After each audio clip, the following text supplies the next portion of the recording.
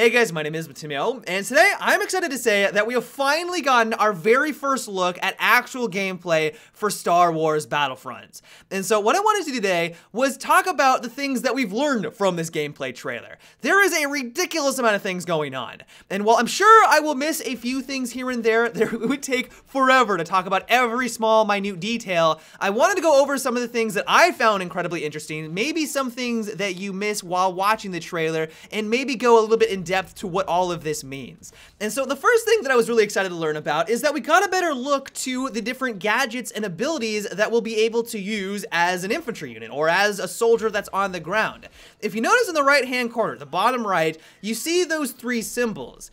Those are your gadgets. If you're not aware, in Star Wars Battlefront, you don't have predefined classes like we have in the Battlefield franchise. You don't get to choose the medic class or the engineer. You basically are going to have a wide variety of different gadgets to choose from, and then you can tailor all of those or pick 3 of them if this UI is any indication of how many your character is going to be able to hold, and create your own class and tailor it to the playstyle that you're looking for. We also got a good look of some of the gadgets that will be at our disposal. There, of course, was the jetpack. We saw that during the last big reveal 2 months ago. There is also the bubble shield, but what was really interesting is that during the cooperative trailer, we saw like a personal little bubble shield pop up and absorbed a ridiculous amount of damage. It's hard to say if this is going to be something that you can shoot through. I would be very surprised. Actually, I would say that it'd be great game breaking if you could shoot through that bubble, and I'm only assuming that it's going to be completely defensive. If you could shoot through it, this would be basically a necessity gadget that every class would want to run, or everyone on the battlefield would want to have this, because essentially you would be putting yourself at a disadvantage if you didn't have this personal bubble shield. If you have it and the enemy doesn't, it's pretty much a free kill for you. You take no damage when you activate it. It gives you a brief couple of seconds where you don't even have to worry about the enemy shooting at you. They, of course, take all of the damage, and you're going to be able to take them out no problem. That seems to be a little bit too good. And so I can only assume that this is going to be purely defensive. It's going to be something that you'll use to go from cover to cover, or if you're out in the open and you're exposed, you can absorb some of the damage. So hopefully you won't be having a nice little dirt nap after it. Really cool addition to the game, though. We also got a quick glimpse of what appears to be some sort of grenade launcher. When I initially saw this, I assumed that it was just another primary weapon, like all of the other blasters that we've seen throughout the trailer. But if you look in the right-hand corner, as soon as he launches the last grenade, or whatever this is, it goes on cooldown. It does a ridiculous amount of damage in front of him. The light and particle effects are fantastic, and it looks like it's going to be a really good way of dispatching of multiple enemies. One thing that I found to be really interesting is that it looks like your primary blaster, your small arms fire, can do damage against every vehicle in the game.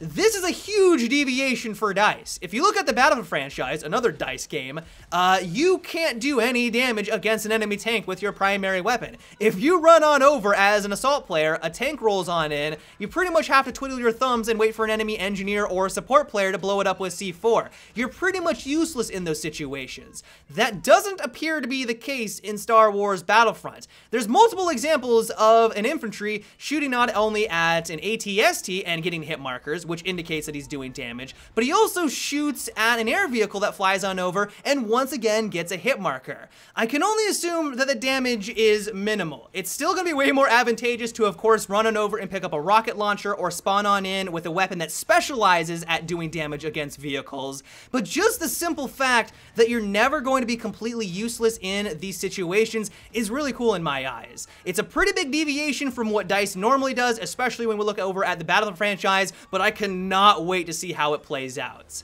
The next thing that is definitely worth mentioning, and while we are moving more into speculation territory, is the way that you take out an AT-AT.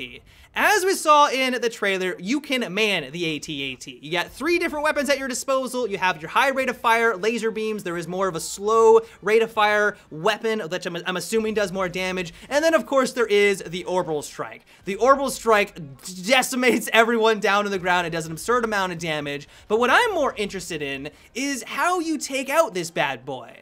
I was really confused the first time the snow speeders rolled on in, and they didn't appear to be really doing anything. They flew by the walkers a bunch of times, which was iconic, especially when he flew through the legs. That was really cool, but I couldn't for the life of me figure out why he wasn't shooting at anything. I assumed it was just because, you know, trailer cinematics, they wanted to make it look really cool, but as soon as we hear over the radio someone scream out that the walker is exposed, then when the snow speeder flies on over, he gets the prompt to use his tripwire.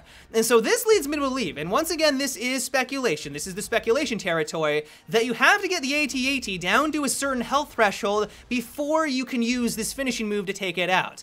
It would be a little bit too good if you could swoop on in with a snow speeder as soon as the AT-AT shows up at full health and immediately drop it with this tripwire by basically just driving by or flying by and then hitting a button and going through an animation. That seems like it would be too powerful, especially since this is the entire game mode. Like the game mode, Walker Assault, which we saw, is about attacking or defending the AT-ATs. Either defending it, making sure that the enemy isn't able to drop them, or trying to drop them so that they can't take out your rebel base. It seems like it would be way too powerful if you could swoop on in with one vehicle, click a button, and go through an animation without actually having to whittle down the enemy's health. And while this is pure speculation, nothing's been 100% confirmed at this point, at least according to the gameplay, it's pretty easy to make that educated guess that the fact that someone screams out over the radio that the walker is exposed every single time that the snow speeder flew by, initially you didn't get that prompt. It leads me to believe that you have to whittle down the AT-AT's health to a certain threshold, or something has to happen to that vehicle before you can drop it with that really iconic tripwire. The last thing I wanted to talk about quickly are the new power-ups that are going to be scattered around the map. We saw what appears to be two examples. We saw the Smart Rocket, which a soldier picked up and then used it against an AT-ST, but then we also saw in the co-op someone pick up the Orbital Strike.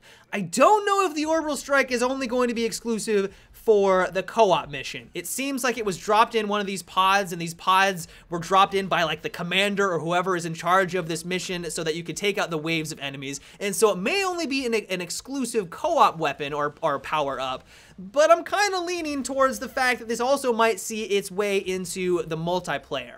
I really like the idea of having power-ups that are actually viable and helpful on the battlefield. It's one of my largest critiques of the battle pickup system in Battlefield 4. They're all completely useless. Clearly, the Orbital Strike is not useless. It does an absurd amount of damage. Like, this thing is a beast, and the reason why I like this is that it gives you side objectives to fight over. If your team is having a hard time taking out the main objective, you can mosey on over to one of these side objectives, and that might just give you enough firepower, or that might give you just enough an advantage that you can take that primary objective and hopefully win the round. A little too early to tell how amazing these things are going to be, or if the Orbital Strike is going to make its way into the multiplayer, but if it does, I'm going to be one happy camper. But yeah, guys, that's about all the new information that I have for you today on the new Star Wars Battlefront trailer. I hope you enjoyed.